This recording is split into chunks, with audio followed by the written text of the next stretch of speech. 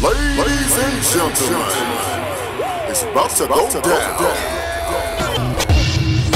Ladies and gentlemen, please welcome your hosts, RGX, RateWrestle, and Frozzy, representing Honor Club, and you're listening to the HCW Podcast. Hello everyone, welcome back to the HCW Podcast. My name is RGX, joined as always by Frozzy and RateWrestle. How are you doing, guys? All good in the hood. Very, very tired. I think I'm mentally worn out from wrestling this week, but we keep moving. What about yourself? I live for this, clearly. I watch too much now and it's getting a problem. But this week, PG rate, that's what I'm calling myself. It's going to be fine. Yes, we are going to try and cut down on the swearing. Avoid it completely if we can. If we don't, you might hear a little beep here and there as I edit it out later on. So, right, we've not gone out of our way not to swear before, so this will be an interesting experiment. Usually if one slipped, we've let it go. Yeah. So we'll see how that goes. But yeah, it's been a lot of wrestling this week. Obviously, I had my week off last week, so I was trying to catch up on basically 5 days worth of shows over 3 days. You had the worst week off ever. I know, like, I saved myself watching the wrestling from that week, but then realised I would have to watch this week's in a shortened period. Yeah. So, and I ended up still catching clips of what happened that week anyway to keep myself up to date. So, anyway, enough waffle. Let's get into the reviews and we'll start with Smackdown. Let's make sure I've got the correct Smackdown. Yep, that's 3rd of June. And we'll start from that. Oh, yeah, that was a bad time, wasn't it? But we'll move on. I did a whole segment without realising. But yeah, I won't go into depth with Smackdown because obviously we've already reviewed Hell in a Cell and a lot of this is just pre-Hell in a Cell. So we had a new day segment at the start. They thanked Drew for finally beating the Brawling Brutes.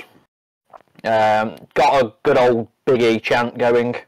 They started doing some jokes about genitalia and trying to make that PG. And then out of nowhere, Butch attacks. So are you talking about like the allusions to Big E, but the letter down from... Oh no, you didn't watch SmackDown, did you? Because that's where you have watched it. Big D, as he's calling himself, yeah. That can't be not PG. And then it's just he kept making jokes about, yeah. Then Butch came down and attacked.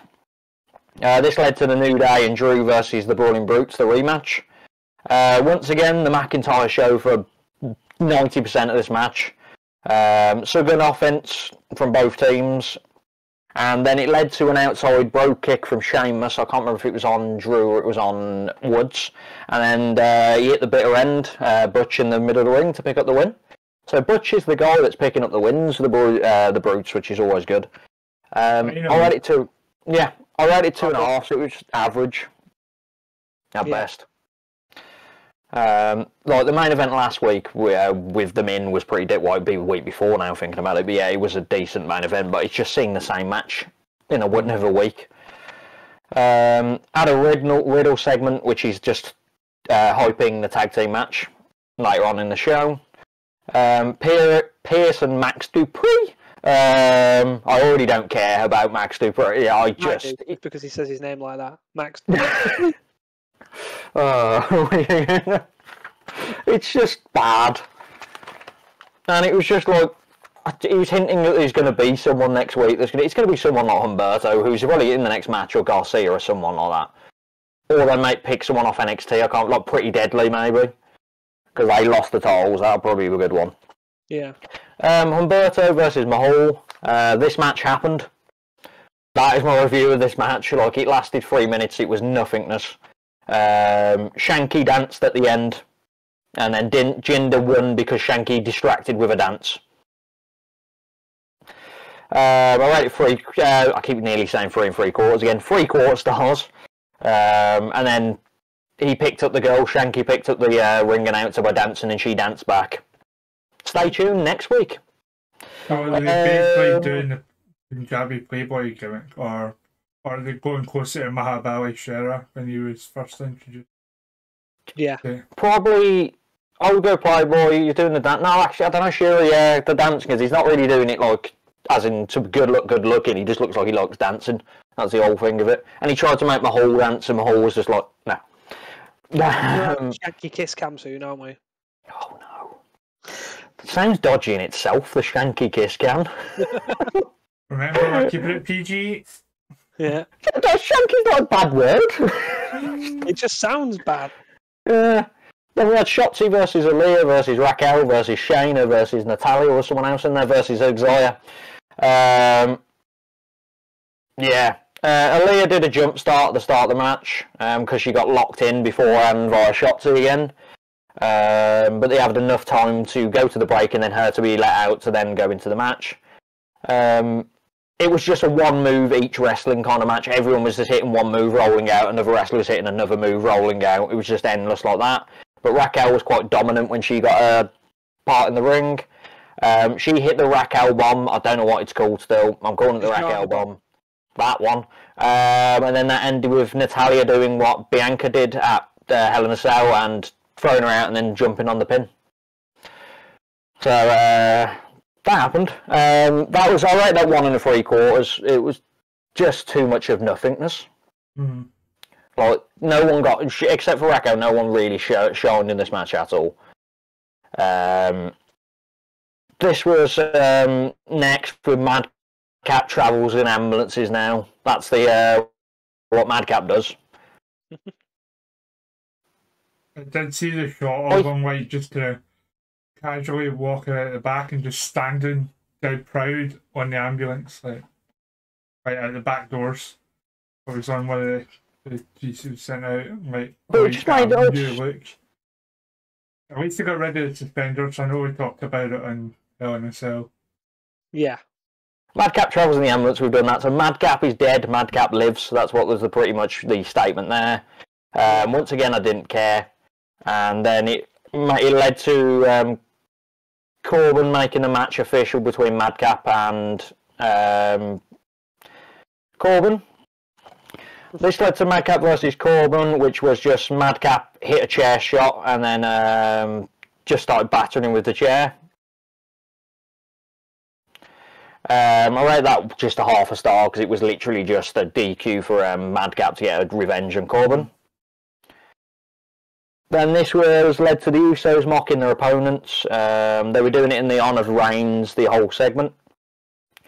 And then there was a hype package for Gunther versus Ricochet. Which they're hyping, but it's going to be Gunther killing Ricochet. Yeah. It better be. It's a title on the Ricochet, yeah. Ricochet will get a few flip. I think he'll do his running black flip off him and stuff like that, but then that'll be it. It will just get squashed. He needs to be rock squashed the way he was squashed in Saudi Arabia. Yeah. Yeah. 100%. And then finally, this led to the main event, which was the Usos versus Riddle. It was Usos versus Riddle and Nakamura. They keep throwing this narrative, which I mention every week, that the Usos injured Boogs. He injured himself. I'm not having it. He picked up a man and then he hurt his knee because he couldn't lift the man. That's how he got injured. I'm not having that the Usos injured him. They can't claim this. Controlling their narrative. They are, and I'm not having it. It's very FPL-like. He crumbled. Crumbled under the weight of an Uso, is what happened. Yeah. So, yeah, technically the Uso hurt him, then if we're going down that route. So, Riddle and Nakamura actually look good as a tag team. Like, they looked a bit more fluid than Riddle and Orton, because it's more of Riddle gets battered and Orton wins the match, whereas these two actually look like a tag team. And then out of nowhere, Nakamura got absolutely crapped on by the Usos. They did this spot where one of the Usos held him and he just basically jumped and kicked his leg. So more just to make it look like he's broke his leg. The X symbol was thrown up because it was clearly a real injury. And then Riddle had to fight them alone. This started some Orton cosplay, which led to... He was trying to do all the Orton moves, but then one of the Usos stopped it with a pop-up Samoan. Riddle hit his Super RKO, which he hits in every match now, so that's getting slightly dull. You know, the coincidental of getting someone on top rope for a Super RKO every match is a bit weird. Yeah. And then this led to Roman Reigns' music hitting. He hit the Super RKO, yeah, he hit it, didn't he? And then the other Uso tagged in, doesn't he? That's it. And then Reigns' music hit. So he did the RKO, but he was in like stunned by the music.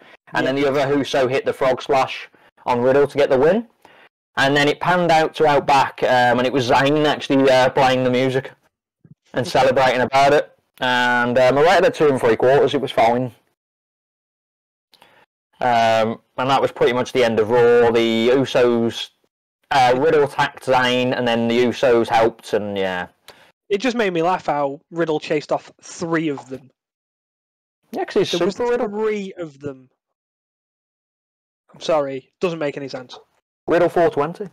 We'll talk about not making sense when it comes to Raw, don't you worry. So, any final words on that, Frozzy? Because RGX didn't watch it. It was 3 of them. There we go. I completely agree with that. Yeah, I think that's it. That's I all. can hear a catchphrase.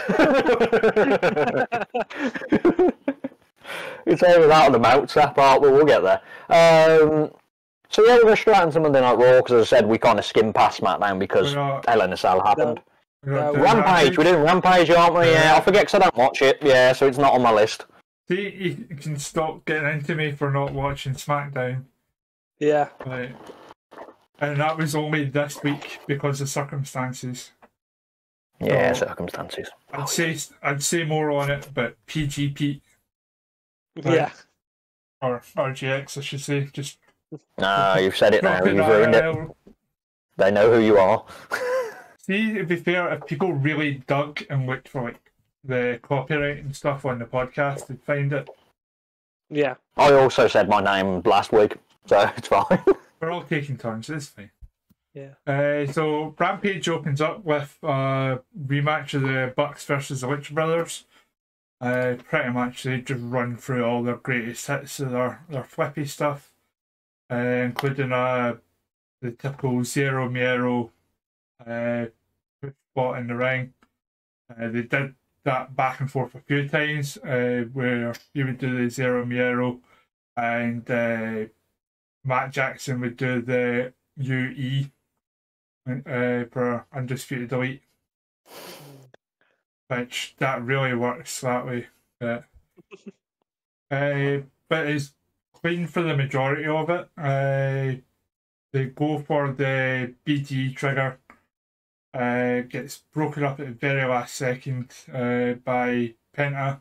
There's some scuffling around. And Brandon catches a leg of one of them, which leaves Phoenix open for the BTE. And 1, 2, 3, the Bucks are over. And there's a lot of talk on commentary about the Hardys and Jungle Express watching the match closely. You can see them. How closely they were watching it. So goes into commercial break shortly after that, and comes back immediately into Team Taz of Will Hobbs and Ricky Starks against enhancement talent, and they play a little like promo in the bottom right corner, like the typical box promo you used to see all the time. Basically saying they're coming after the tag team titles. I kid you not, before they'd even finished the promo, the match had finished. So I have no idea what happened in the actual finish because I was watching the promo. Wow. 47 seconds long, the match. Jordan Cruz and Judiz, if that helps the opponents. Judiz. My note just says 2 local enhancement talent. It wouldn't have even been out of place on Raw, probably. Yeah, so that was just totally weird to me why they did that. They would at least have it during the entrance. Yeah. Like, because obviously the commentary team, which was like Chris Jericho was on there with Excalibur and Taz. And Jericho was talking about the promo, and he was completely lost and missed the finish as well. So even the commentators missed the finish because they were concentrating on the promo. Seems like typical Taz, to be honest. So yeah, that was followed by Athena's in-ring debut, formerly known as Ember Moon, against Kiera Hogan. Decent back and forth match. I think it's Kiera Hogan's best match I've seen her in AEW. But Athena can get a good match out of pretty much anyone. There is a little bit of interference, or at least attempted interference, from fellow baddie Red Velvet, but doesn't get the job done. Athena wins anyway with her, I don't know what she's calling the Eclipse now, because obviously the Eclipse is a WWE name for it. Rate's going to find out. Please. All it says is Eclipse still. Yeah. But good match. You're usually the ratings guy, but I'd give it probably 3 stars. It was nice. Definitely the best Kiera Hogan match I've seen so far. That was followed up by the obvious Punk promo.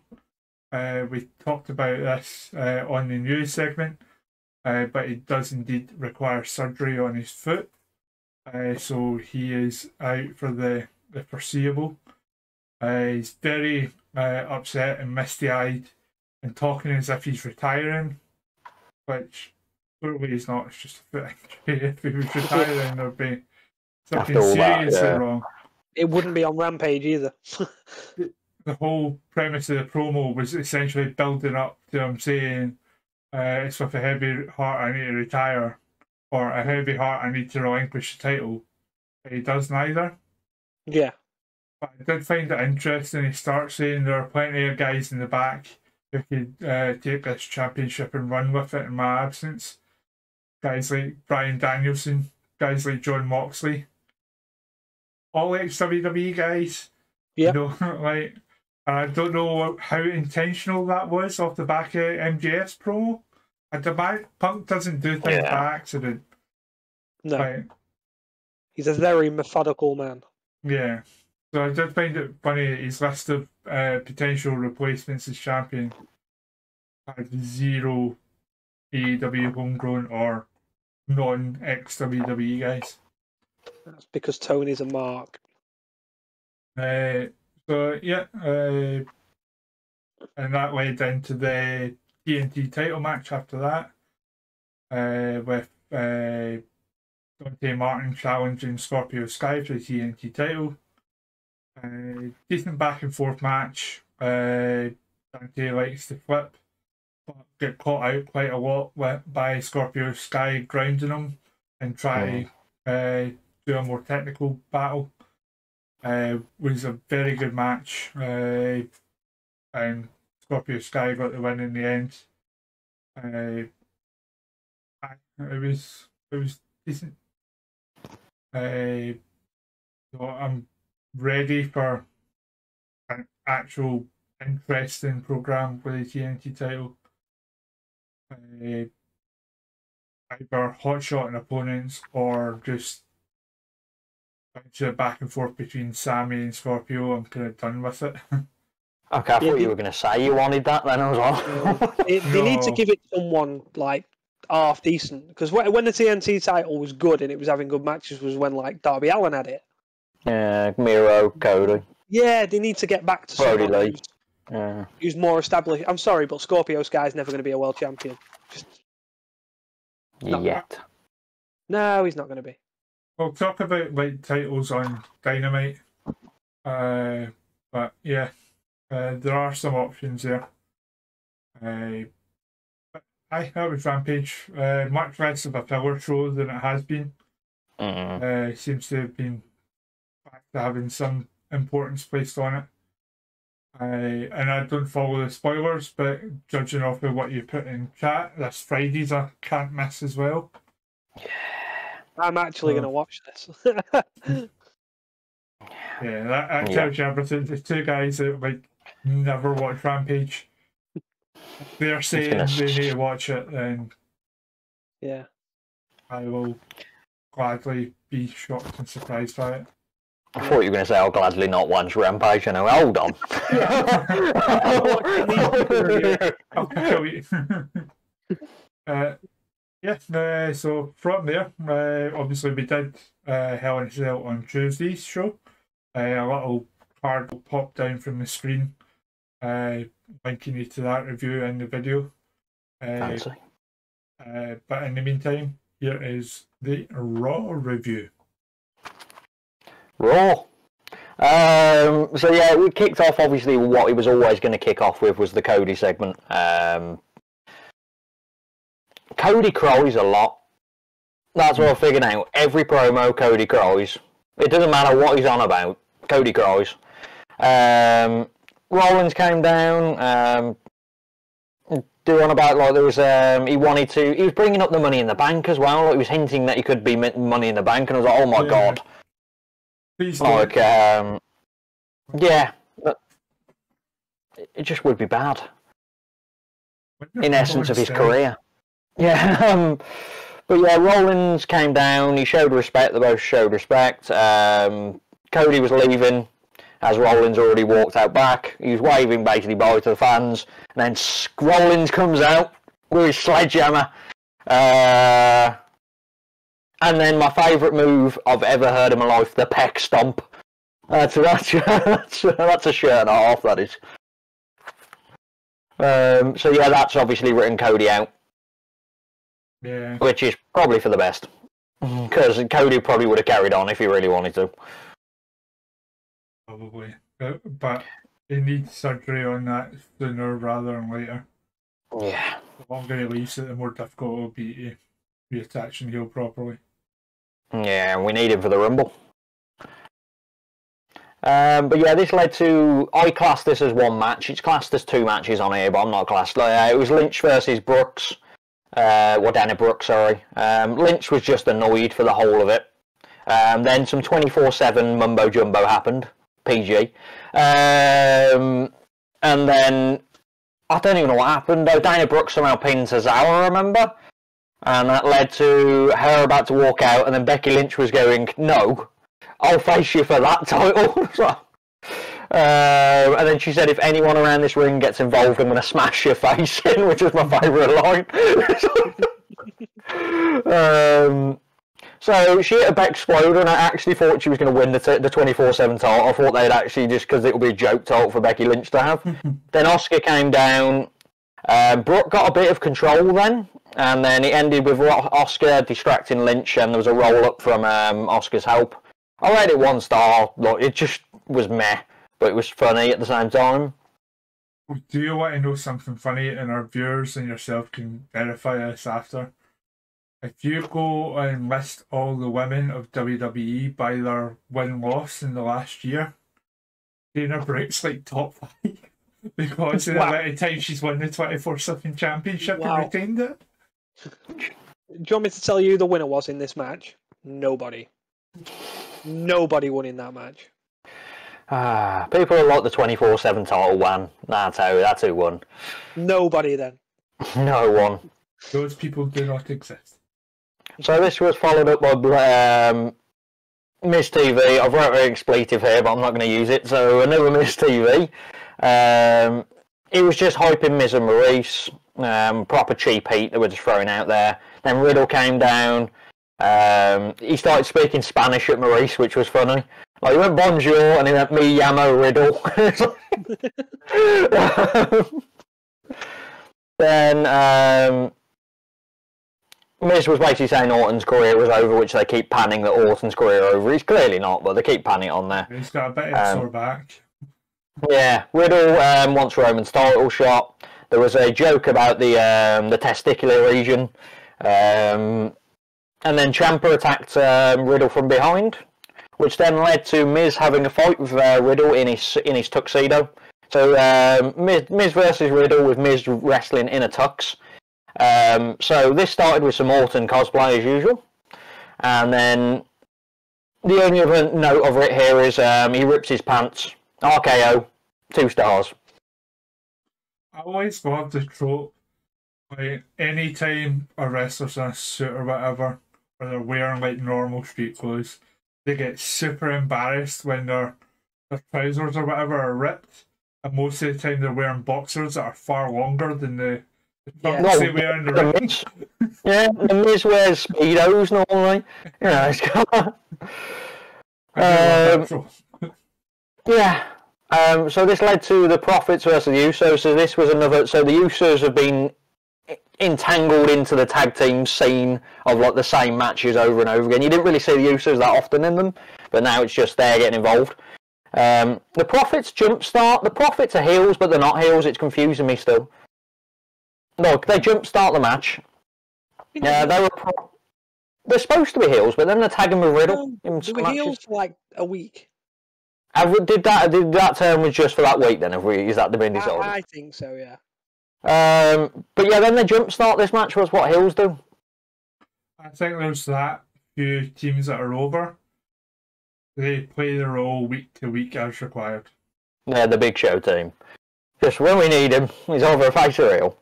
But yeah, the Profits were in control for a lot of it. There was a proper week sent on. Montez Ford did the dive outside where he's standing on the stairs, and he did like a flip that Jey Uso probably could have bat him away. That's how weak it was. Yeah. He just landed on him, and Jey Uso just fell. Jey gave the smoke. That's what happened there. He just slapped the absolute hell out of him. Usos we got in control. They were proper beating down Dawkins. It became a dive-a-thon because, you know, everyone needs to dive. I've got sick of diving. It's getting more and more every week. Even Raw, there's so many dives. Dive. Yeah. Wait till you watch Dynamite. Well, wait till we review Dynamite in a bit. Oh, God. So dive-a-thon, then there's a frog splash near fall from Ford, which keeps happening where you think he's going to win with the frog splash, but it always ends with him not winning. And then it ended with the Usos were milking the count outside, beating up, I think it was Ford. And then Ford flipped him over the barrier, one of the Usos, and got the 10-count win. It was a decent matchup. I rated it 3 stars. Like, it was fine. It was a good matchup for what it was. And it's probably one of the better matchups in Raw and SmackDown in the last few weeks. The Usos, any match is good. Yeah, it'd be better on a premium live event. Premium live event. So yeah, I rated it 3 stars. I don't know if it was my match of the night, I can't remember. I'm going to have to read through the reviews as I go along if I remember a better match. But I think it would have been. Oh no, actually the main event was. So this led to a Lashley segment. You couldn't stop the Almighty, that's all I took away from that. Theory came down. Spotlight is now the buzzword in WWE. The word spotlight has to be used all the time. You're stealing my spotlight, you've got my... It just happened so much. Theory said it was his ring. Bobby Lashley doesn't deserve the title. And then he tries to take a selfie with Bobby Lashley, and Bobby Lashley boots him in the derriere. That's that segment. I love this reasoning that you've beat Brock Lesnar, you've beat Drew McIntyre, beat Big E, but you haven't beat Theory, so you don't deserve a shot. Like, yeah, that's how WWE works, though, isn't it? You have to beat the champ to beat the champ. Yeah, it needs to be in a championship contenders match. Yeah, when Becky Lynch said it the other week, I've got to beat the champ to beat the champ.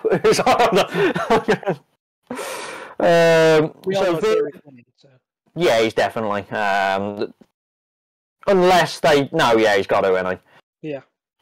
Veer versus Dominic followed. Dominic spent 2 minutes running away. It felt like 2K WWE game where you try and count out a wrestler because you know you're going to lose them, so you keep running around the ring. And then it got to a point where I just went, just smash him, Veer, please. Like it was just silly. It was really dull. There was a few good spots, like he had a 619 between the turnbuckle and the post, which cracked Veer's head off the thing. He hit a frog splash then, which ended in a 1 count. And then Veer went Veer smash and actually $1 million arm, just like his head came off, basically. And then he went for his finish, but then Ray decided to jump in and kick him in the face. So Ray decided, I'll do it at the end after my son's already been beaten. Then I'll help him a little bit. This ended with Veer trying to smash them both, but then the Mysterios got out on top. Right at 1 3/4. This is the story of Raw this week. Everything's pretty pants except the odd match. Especially the next 4. They're all just short 2-minute matches. So this followed by the Judgment Day. Rise. They were bigging up the title shots. Edge is proud of everyone. They hinted at the introduction, and then Balor comes down, which is obviously a big thing, seeing as they fought Balor the night before. Balor reached out to them, according to the story. He could see it in his eyes, Edge, that Balor wanted to join. He had clarity that this was the way to be. Then out of nowhere, Priest just suddenly started speaking. Like he went, "We need to get rid of our limitations, and that is you, Edge." Edge gets absolutely blasted by Priest. Edge looks like he actually got hurt. We're going, so what's happened? And then they absolutely beat down Edge. They put him through a table. Ripley's fending off every man and his dog with a chair. And then they end up a crossface with a bar, like a piper through his in his mouth. Yeah, it's a callback to the spot that Edge used to do to the people kicking out the bottom of the chair. Yeah, using that bit as part of the crossface. He had it proper, like the bar. It was there in his mouth. It was proper back. Like, good grief! I don't know how that couldn't hurt. You'll see it in the thumbnail, guys. It's aye. So it's the commentators calling it a Glasgow smile is making it difficult to remain PG talking about it. Worcestershire. That's the one I always get. We're in Worcestershire. Birmingham as well. It's Glasgow, not Glasgow. So at least Worcestershire sounds close-ish. Worcestershire, just adding a bit Glasgow. Oh God. But yeah, so they've ended the Edge run with the Judgment Day. You were discussing, I don't think you just discussed it on the podcast, I can't remember if you did. No, your opinion. Because we didn't want to spoil anything. Yeah. But my God, did this make zero sense? Yep. I get that they desperately needed a top babyface on the show. There is no reason they couldn't have made AJ or Finn the top babyface. But to give you the complete overview of the lack of foresight, and sorry to jump ahead a bit, but Rhea, when she comes out later, still has the Edge music and Edge graphics for her entrance. That's a proper jump start.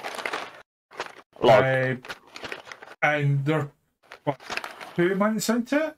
Not even? Yeah. No. And Edge is already back the other way. Turning on the leader is something you do 6 months to a year down the line. And that is early. Yeah. Doing it at this stage, it just makes no sense. What do you do with their presentation now? So the presentation was all Edge. Yeah. So do you just have them be angry and disgruntled? Supernatural. That's what the articles are saying. They're going to be supernatural. Yeah, because everyone reacted so well to Priest just disappearing out the ring when he was in that match with AJ. That was. I cannot wait for the absolute show that we're going to see with this now. I feel really bad. I feel really bad for Priest and Rhea. Yeah.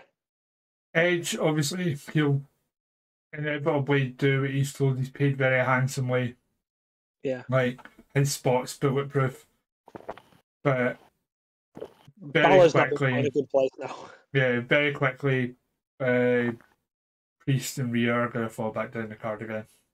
Yep. It depends what they do. You have to give it a few weeks, honestly, what it's like before I go through that. With something like this, you need like an edge. Someone who's Yeah, you need established. you need a charismatic mic guy, and Finn is not that. No. Yes, but they've got Priest. Rise! They've got Priest. But he's the muscle. The muscle Yeah. doesn't Seems do like the Rhea's going to talking. be doing all the talking anyway. Ripley's the muscle. She was the one fending people away with chairs. That's not muscle. I can fend people away with chairs, mate. I don't think if you were fending 4 people, I think these people would still go at you. When if you had a chair and 4 people. Holding a chair. There's 3 of them. But anyway, let's get past this. So yeah, Omos versus Alexander. Yep, that's my review. 0. Omos smash. Killed him. Absolutely Omos smash. It wasn't even a smash. It was like Omos. No. Little smash. Little smash.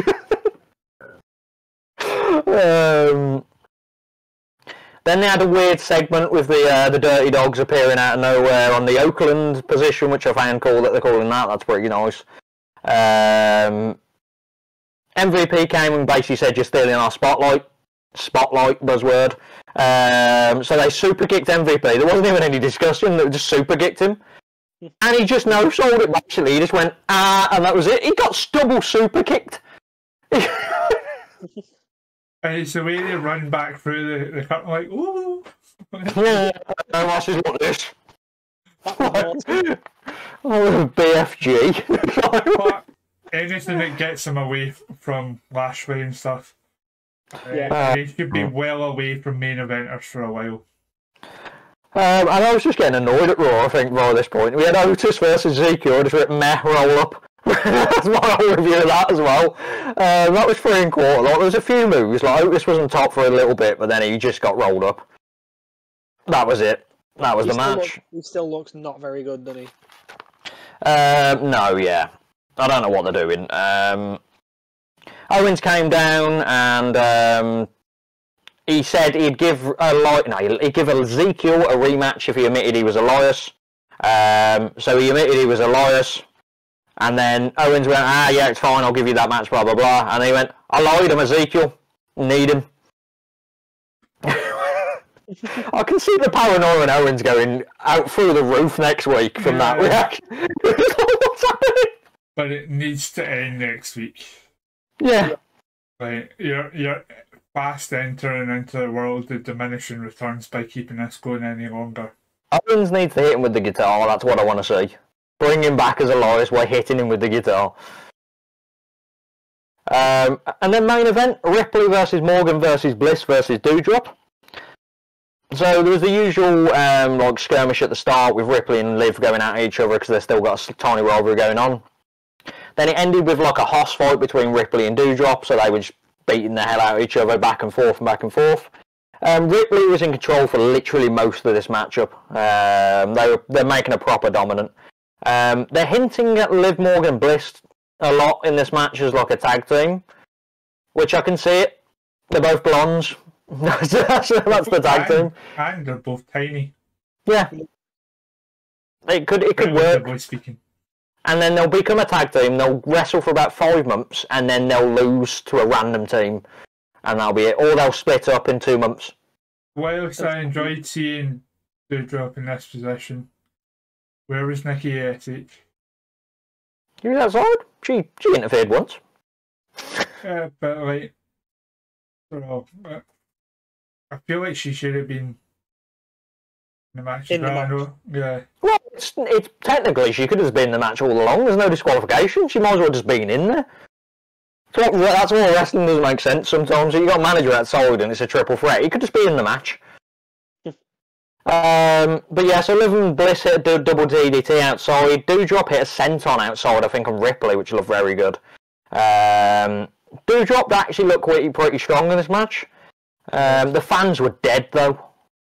Absolutely dead for this match. The fans were a bit dead all night.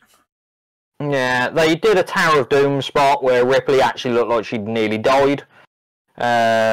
Liv and Bliss did a roll-up spot, so it was the continuous roll-ups where you're rolling around the ring for about a minute. Twisted Bliss, which nearly ended in a fall. She hit the Oblivion, but Nikki did everyone's doing the same thing every week where they make sure the person isn't getting the Oblivion done by just holding the back of their tights. It's happened 3 weeks in a row now. Doudrop hit a really good Michinoku driver. She's really good at that. And then out of nowhere, a massive Riptide. She struggled to get Doudrop up, but she powered her. And then that ended. I rated that 3 stars as well. I rated that Andy as my man of the match because it seemed a bit more fun, that match, than this Man of the match. Man of the match. Yeah. Scored the hat trick. He did. Yeah, Riptide on Doudrop. Match. But yeah, that's the end of Raw. What do we think? That was the end of Raw. It was decent, but there was some really major panic book stuff that just... It soured it overall. I can honestly see Ripley beating Bianca. If they're doing stuff with the Judgment Day and they carry on, I can see that being the catalyst. I mean, that if they were sticking with Edge as the leader, I would have said absolutely. But with a change up, bear in mind the match isn't until Money in the Bank. Yeah.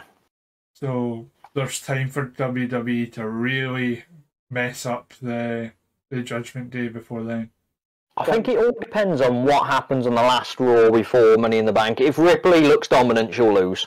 If Bianca gets a payback, I think she'll lose. That's how it all works. But before we move on to Dynamite, we're going to do a good old guess the announcer rating. So let me see which order this is now. We've got Double or Nothing. So Double or Nothing was... Yeah, so we've got Double or Nothing to be first. So you can't guess these, RGX. Yeah, I spoiled myself. So we'll go with Hookhausen's match first. What do you think that was, Frozzy? 2.5. This was 2. Oh, no way. Yeah. I just enjoyed Danhausen, though, so he gets an extra half star for that. It's like he gives extra 2 stars for Tokyo Dome. I give extra stars for Danhausen. So. Everyone's... I can't think of the word corrupt. That's the one I should This was followed... Well, I'm going in review mode. This was followed by... Oh, no, it's Wardlow versus MJF. 4 stars, I reckon. 3. No way. I loved it because he did the job, and I thought he would have done. No, he just found it all right. The Hardys versus the Bucks. Oh, Christ. He must have gone 4 stars for this. Must have done. Yep. Yeah, it wasn't. Jade Cargill versus Anna Jay. If it's anything above 2, it's wrong. 1 3/4. Nice. Your mouse rating's off a bit tonight. You're actually agreeing half with him. Yeah, I am agreeing with him. We'll get it back on track somewhere. House of Black versus Death Triangle. See, I enjoyed this, so I'd have said 3. 4.5. Wow. Like, I enjoyed it. It's not 4.5 star match. On a par. Off. Yeah. Par on his scale with Cody Seth at WrestleMania. Yep. Oh, insane. Adam Cole versus Samoa Joe, the lackluster match. Yeah, it wasn't good. 2.5. So 3.5. No. Britt Baker versus Ruby Soho, which was slightly better. So he's give that 3. 3.5, 4. He'd give that also 3.5, so he thought both matches were the same. No. I preferred the women's match, to be fair. Men of the Year and Paige Van Zandt versus Kazarian, Guevara and Conti. 3 at most. 2.25. I rated this a 3. I enjoyed it, but he clearly didn't. Yeah. Colorado versus Darby Allin. Yeah, I'd have said 3.5. He went 3.5. You're in sync now. You've become the answer. Yeah. Rosa versus Deeb. Think like the Meltzer. Yeah, I think he will have enjoyed this. I reckon he's gone 4. 4.25. 4.25. Yeah. I don't agree with that. Jazz versus the Blackpool Combat Club and friends. So, if he's rated this more than 3.5, I'll be surprised because he doesn't like trash, apparently. And this was trash. 5 stars. Oh, get out. Get out. It's trash. All the stuff that he always said he doesn't like. Eddie Kingston did his impression of Trevor from GTA 5. Yeah. 5 stars. People falling through tables like instead of putting them through them. I'll put it 4.5. Let's not lie, but 5 stars.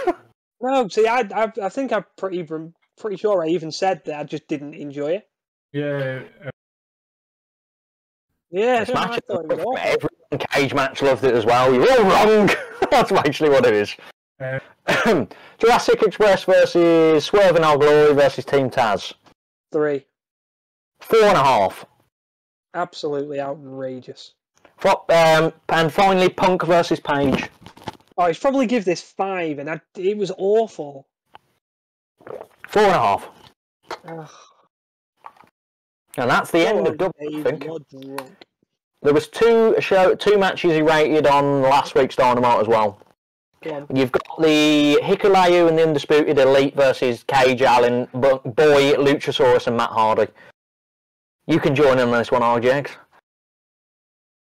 Well, if he's rated... 3.25. Yeah, he's rated over 3, so 3.5, I'll say. 4. Yeah, if he rates a TV match, you know it's got to be... He thinks it's good. So Moxley versus Garcia. 4.5. 4. I didn't even get RGX a chance. Sorry.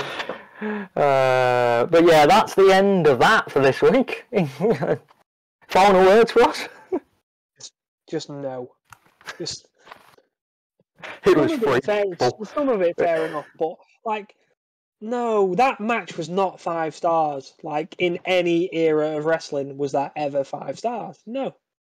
It was fantastic. I'll tell you what is 5 stars though. What's upcoming this coming Tuesday, now that the RateWrestle Awards are done, I'm going to show you all what's coming.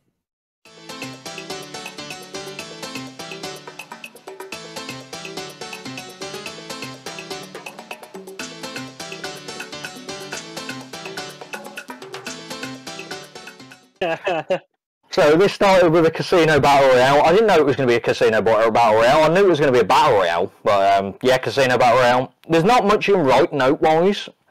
I've got a couple of things. Even in a battle royale, there's diving. That's what wound me up. Yeah. Yeah, but see the clubs right away. 4 of them are out of the ring without being eliminated. Out of 5. Yeah.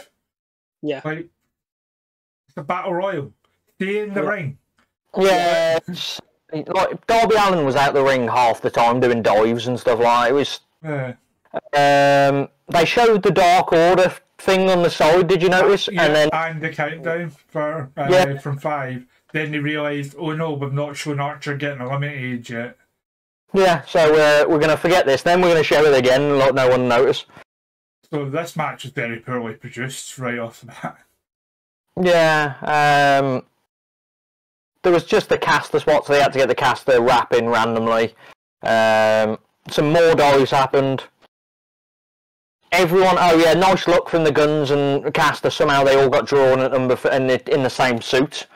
Then Red Dragon got drawn in the same suit. It was. And then the Joker was Andrade, which was disappointing as anything. The crowd goes mild. Yeah, like if he won it, then it makes sense to me. But he got no. It was just why is he the Joker? We're going to talk about the fact as well that Swerve was an absolute idiot and got rid of Keith Lee super early. Was it even like Final 4 and there was still Yeah. And technically, if you look at this as a kind of mini rankings, right? Jake Hager, Eddie Kingston, Keith Lee, they're not in your top 10 contenders. They didn't even make the second half. Like, yeah. It was just. I don't like the format of them.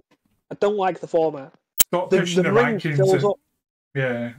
In my The ring's opinion, also they need to stop pushing the rankings. If they're not going to mean anything. Yeah. you Well, change it the week after to put it how it suits. They made sure this battle royale as well was that no one big is losing in this match. Like they made sure like no one is getting thrown over. That's a big star. Like where's Jericho? Oh, you know, people like that. Why is he not in a championship contender like Jericho? You know, the big stars. Like no, but he wasn't in there. Wardlow wasn't in there, but they made some stupid thing up later. Danielson obviously wasn't in there, but he's slightly injured, but he's not injured, and they keep not mentioning it. There's some other people. There's other big stars. Paige wasn't in it. Like just because they protect them basically, so they don't lose. The last four instantly. This is Moxley fodder. This last four is Moxley fodder. There's no way he's losing to any of these people. It would have been good if Yuta, it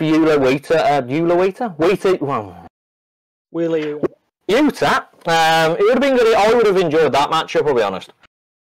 If he was, it would have been fair. Mox's winning. With their new dynamic, it would have been fun to see how the match goes. Yeah, especially because it would have been a bit closer, because obviously he got absolutely mauled the last time. There was a bit of offense, but he was bleeding and everything like that, so it would have been nice to see the improvement. But this ended up with O'Reilly winning it. It was just your average battle royale, nothing more. I rate it 2.5. Yeah. Don't care about the format. On the fight feed, we go to advert now. And during the advert, the mics are still hot in the arena. So we hear, So we hear Justin Roberts talking about little Luke, who's enjoying his third birthday, before immediately picking out a sign in the crowd that says "Cowboy Edward." Well, pretty much still talking to the 3-year-old boy.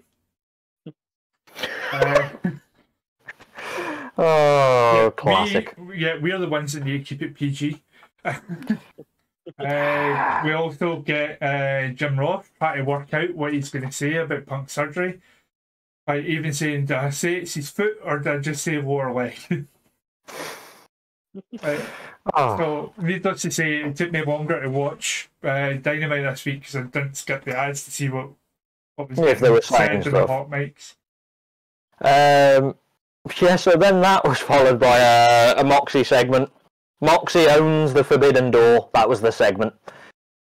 Just typical Moxley where he has to do the weird. He told his mum he loved her. Yeah, he keeps doing this during the promo. I love you, Ma. That's literally what he does. I don't know why he does it. And then followed by, we need more titles. Oh, don't. You want a title. We need more tournaments. All Atlantic title. An all Atlantic title with 2 superstars from Pacific Ocean countries. They're not even all Atlantic. No. But yeah, technically not even Miro is because he's Caspian Sea. Yeah. The worst thing is, there's still the trios titles that might happen as well. Like, it's just too much. You got Ring of Honor titles everywhere as well. Like, they're gonna have to be used at some. Oh, God, if you include the Ring of Honor titles, they have 5 singles titles for the men alone. Let me see how many listed on Cage Match. Here we go. There's 1, 2, 3, 4, 5, 6, 7. There's 7 titles, but they don't list the Owen Hart ones, so that's 9. Then they've got the Intercon, that's 10. And then the Ring of Honor ones are not listed, so there's like 13 titles in AEW. I feel like they keep booking tournaments, so they make it feel like every match matters. And it's just like, no, don't do this. I get sick of tournaments. You make matches matter by building a story. Do your job. It works in the likes of UFC and boxing because there's defined weight classes. It does not work in pro wrestling having that many belts. No. Because then your rankings, which are already convoluted and just being altered to suit, will go completely out the window because you could have a dominant all Atlantic champion, as this title's going to be called. Basically a European title from what I can clean. You could have that person be dominant, have a great win-loss record, but be nowhere near world title contention because they've got that. It's a mess. But yeah. It's dumb. Stay tuned for the next title. This was followed by Pac versus Matthews. No, is it Buddy Matthews now? Is that his name? It is. I keep getting...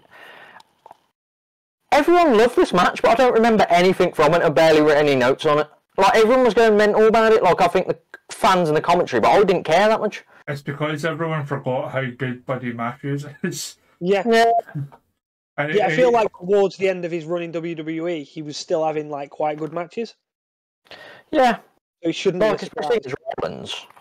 But yeah, I must have just been daydreaming. So the first thing I wrote was kick-ass match, no notes. That's what I've written here. I think it was JR or Tony Schiavone kicked me back into gear with the word kick-ass match. Because, you know, he's with the kids. So he hit a Liger Bomb, Pac hit a Poison Rana, and then there was a Black Arrow. That's my whole review of that match. Like, there was probably a bit more that happened. I just don't remember any of it. And my first thoughts was, why isn't Brody in the Battle Royal? Why wasn't Penta in the Battle Royal? Right. Because they can't have everyone in the Battle Royale, clearly. They have to have the top star talent, like Gun Club. That's what they do, innit? So yeah, I just don't. Yeah, I rated 2 3/4. I didn't enjoy it as everyone else did, but everyone was like the commentary and the fans were raving about it. And I just don't remember it being that good. You might have to watch it again, mate. Yeah, I might do. I'm probably never going to watch it because when I rate with something, I stick with my rating. I don't change stuff. You can't change me. So yeah, this was followed by Angry Eddie. He was just basically slating everything. He got wound up with the timekeeper and was saying, I know what I'm doing. And it was just hoping Hager versus him at Rampage. So yay. That's going to be on Rampage. I'm going to look forward to it. Then there was just a Trent interview, which was really weird. Because why is Trent having an interview in the middle of the ring? There was no reason for Trent to have an interview. Yeah, plus the fact they used this to do something really, really major. Like, it's a huge thing that this thing sets up, and that's how they do it. Yeah. Oh, it makes me sad already. I'm not going to go into that. But yeah, so he was saying he had no friends. FDR came out, FTR, and about fighting champions again. Then they said Ospreay is the... Can I say this one? Ospreay's female dog boys. Okay, we've got that PG as well, are we? Okay, then fair enough. And here comes... I writ an expletive here, so here comes Fudging Ospreay. There you go. Oh, I'm so excited for this. Huge. Oh. The only one that would have meant more would have been Okada, or because Ibushi's not fit. Yeah. I don't think Ibushi will come over until Kenny Omega's back fit anyway. Yeah. Golden Lovers, they'll bring that back. But yeah, so I was really hyped with that. Like, Ospreay is brilliant. I love Aussie Open. Yeah. I just ripped UE Smash because I was too excited about what was happening. Because Ospreay was amazing. I can't think of the word here without saying stuff. He's got a real big ego, and he knows about it. Let's go with that. He's pretentious. It's my vocabulary is getting on this show, by the way. But yeah, so they showed Ospreay being a major star, and I'm looking forward to the result. We'll move on. KOR versus and Regal was out back. Sorry, I was skipping ahead then. Colorado and Regal out back. They had the undisputed elite next, but no one really cared. Regal death. That was pretty much the whole interview. He's predicting death, and Cole doesn't want to die. Why not? Page versus Finlay. So it was nice to see David Finlay, good old Fit Finlay's son. So this started with a monster chop by Hangman that I remember. But you got to dive. Remember, there's got to be a dive. Mm-hmm. Why? Finlay hit a good chop block to go to the break. And then Hangman came back, after the break. Gotta dive. I'm pretty sure as we go out to the ring, there's just like a sign that says "Don't forget to dive." Yeah, it's got to be. This is the deep end or something like that, you know. But yeah, then he. Sorry to utilise one of my catchphrases here, but you're forgetting something pretty major here, Rate. If it goes silent and you can hear the sound of. Oh no, it's not that one, is it? No. Obviously, before the match, Hangman cuts a promo. Yeah. Saying I should have been in that Battle Royal. It's clear I'm not getting the world title anytime soon, but there's more than one world title in professional wrestling. And calls out. That was after the match. Was it after? I'm sure it was before. Yeah. That was after, when he was all nice and sweaty after his match. That was after. I apologise. God, Ray. Oh, my Proceed. camera's going bad again. So yeah, that happened, by the way, guys. But yeah, it ended. Finley had which was just randomly there. You got to dive, put power bomb. Then there was a roll up near fall.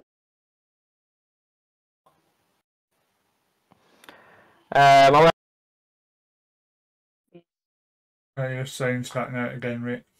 Yeah, I've realised. My partner's streaming downstairs. I think that's what's happening. We'll let it be a second. I'm going to put my hands up until the sound comes back so you know where to record.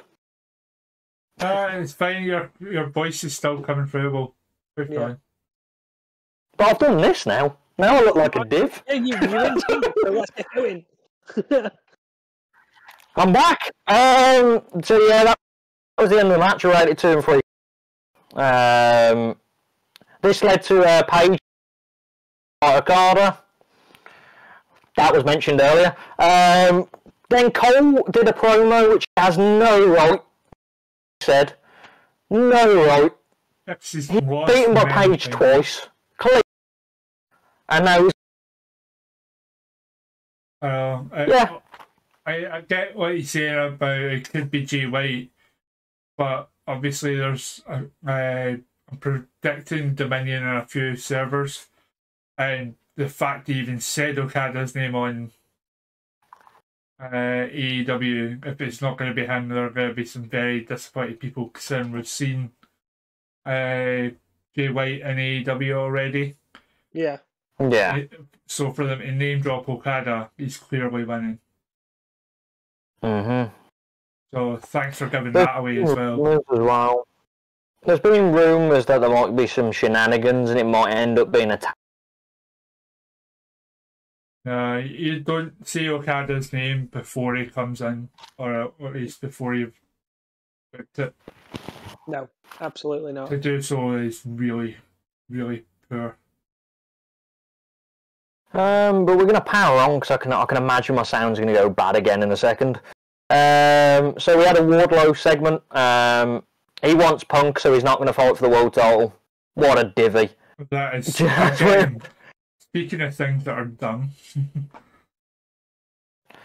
Absolute divvy. He wants the TNT title because that's what everybody wants. I nearly broke out into the Al Snow theme then in my head. And yeah, now next week there was like a bit where Mark Sterling came on the screen. He's either going to sue him or he's going to have to fight 20 wrestlers next 20 all American security staff. Yeah. Right. It's going to be a fun visual, but it's losing steam with the audience. You can see that already, that they're starting to cool. Yep. Wardlow's world is not over. No. He tried. Bless his heart. But yeah, this was with the Young Bucks backstage then, which was a weird segment then as well. Hardy Boys rolled in randomly. Was it not their hotel room? Jurassic Express. Was it a hotel room? Was that what it was? think so, yeah. Either that That's was even weird. Either that was a very comfy bit of the arena they were in. Yeah. But yeah, so the Nardy Boys rolled in, Jurassic Express rolled in. They basically ended up with, I thought it was going to be a TLC match. With a week's notice, like the amount of ladder matches they just fling on free TV and AEW, Yep. it's ruining ladder matches for me. Yeah, they're just becoming the Wait new till Sammy symbol. pops in. It's just Yeah, Sammy will be in this match. so though it Yeah, was it's just- interesting seeing Jungle Boy's reaction. Obviously, Yeah, just like, what? It reminded me of the Tenacious D song with where Jack Black is basically saying you can take him to the devil, and then Cole Gass is like, wait, what? That's pretty much it. This was followed up by Thunder Rosa versus Marina Shafir. They had there was a promo bit where Thunder Rosa was speaking, which she needs to stop doing that. That sounds really offensive to say, but she needs to stop speaking. It's so bad promo-wise. it was a little bit better from her. However, like I don't know whether it was intentional or whether it was seriously that quiet in the arena when they showed it was Marina Shafir that answered the challenge. But you could hear a pin drop. No. I feel bad for Marina Shafir because she's doing her best. That's the worst thing. They need to change up a lot of her. The entrance does so much to put crowds to sleep. But yeah, so this was a matchup then, followed by that. So you had the Thunder versus Marina match. It was plot technical for the start bit of it. Marina tried to do a snap suplex that ended up being a snap brain. It was really sluggish. Thunder Rose hit a DVD, and then she ended up winning with. No worries. So, obviously, off the back of that, we have all the women's stuff in the same quarter hour again, with baddies backstage. Rate can't say his normal thing about baddies because we're being PG now. Oh, he's looking all sad about it too. Oh well. Just the usual stuff. Next week it's going to be Red Velvet against Athena. That gets announced for next week. Then we go to the final hot mic commercial break of the evening. Reads out a couple people have skipped work in order to go to the show. I hope you haven't gotten anyone in trouble there, Justin. And yeah, goes into the main event from there.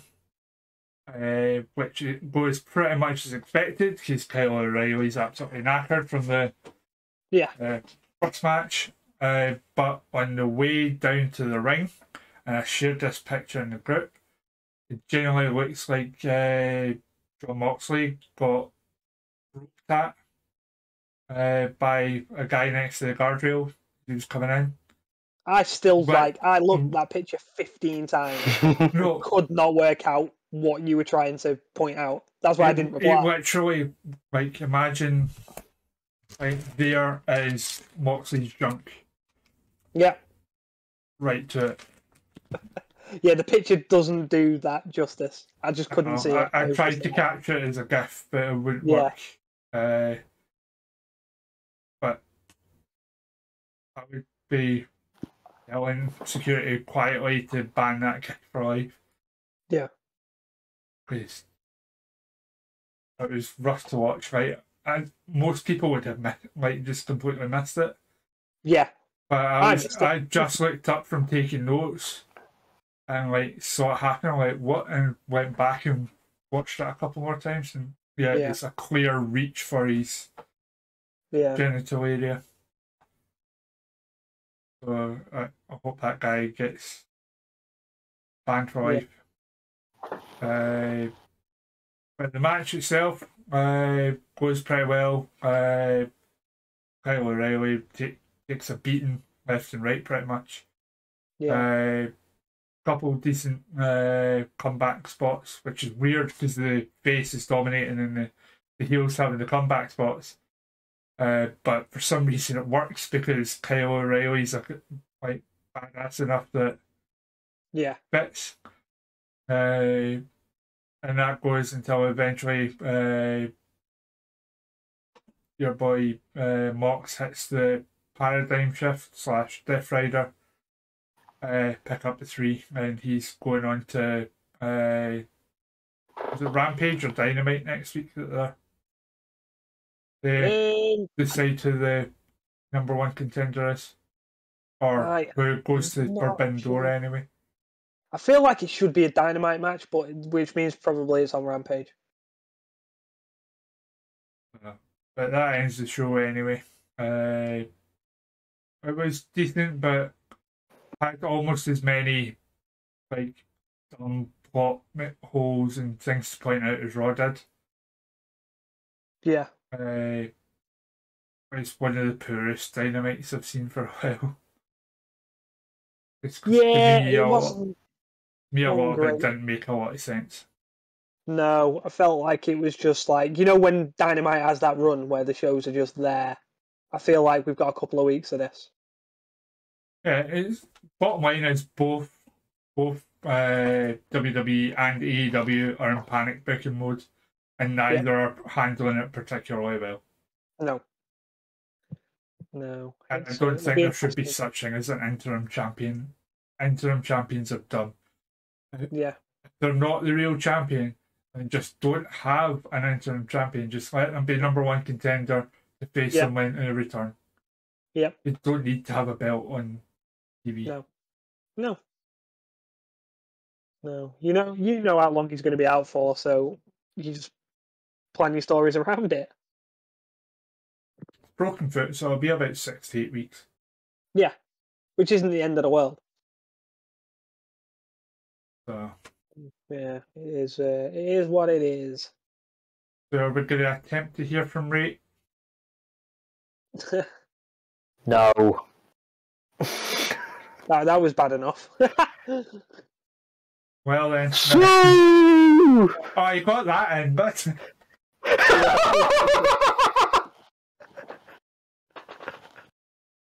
Wow. The one time his camera's been in sync the whole time. Yeah, and he got that. Horrendous. So this is a reminder to you all the socials are down in the description. That includes our Twitter, which is @honor_club. That's honor with a U because we are British. We also have our podcast up on several platforms courtesy of Podbean, including Apple and Spotify. You can access the direct links to those in the description also. Feel free to follow all of us individually on Twitter. And we look forward to seeing you on Tuesday's video, where we announce the arrival of Tier Maker Tuesday. Get in.